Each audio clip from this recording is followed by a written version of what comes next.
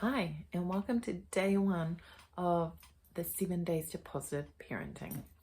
My name is Annalise Erin and I am a positive parenting educator.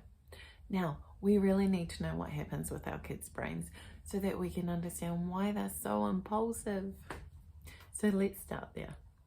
This is going to be a simplified version, but our brains have numerous parts to them.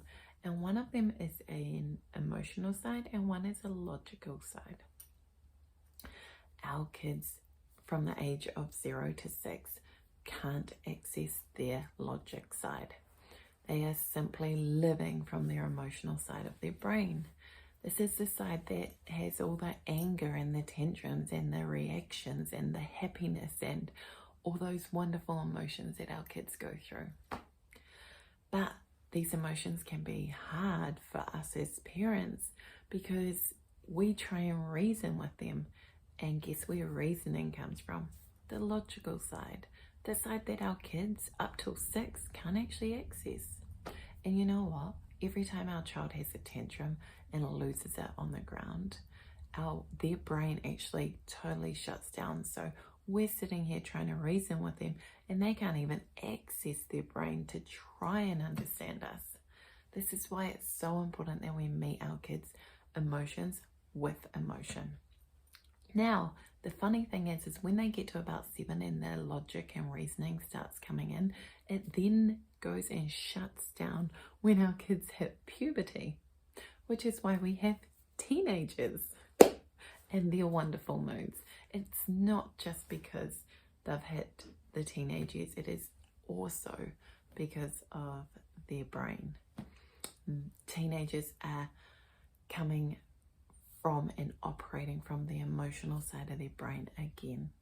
And that happens for about 3 or 4 years until the brain is matured enough that it can help our kids start getting into the mature years. So what can we do if our kids can't really access that? Well, they can access emotions and so can we. But we need to understand that our kids don't have the capacity to go from really worked up to logical thinking and calm themselves back down, especially since they have no impulse control and no emotional regulation due to their underdeveloped brain. So we have to model it. I know it's really hard. And we also can be using empathy because we know how their brain works now. We know that they're not just trying to annoy us. We know that they're not trying to be disrespectful. We know they're not trying to be, irritating. They're not trying to push our buttons. They simply do not have the brain power to be able to access the logical side. So what we can do is we can approach our kids with a lot more empathy. We can approach them with emotions. So if they are sad, we hold and we hug them and we empathize with them. And we can validate their feelings, saying things like, you know what, honey, I understand this is really hard for you. This doesn't mean that we become permissive. It simply means that we validate how they feel. But if we're trying to keep them safe and we have a boundary, that means that they still don't get what they want. We can simply say, you know what, dishes do suck. Chores do suck. I understand.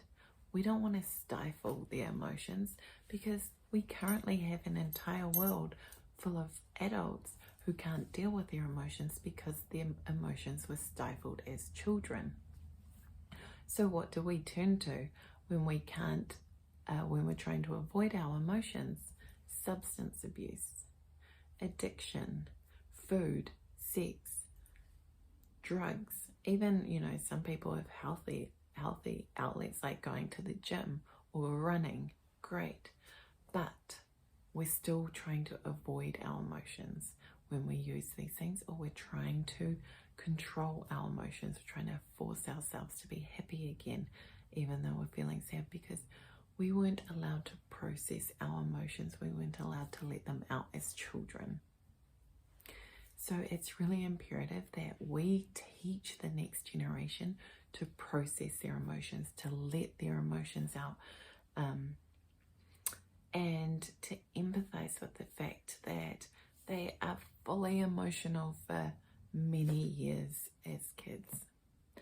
And again, like, because of their brain being so underdeveloped, this is why we still get 20-year-olds, 22-year-olds doing things that we think, what are you up to?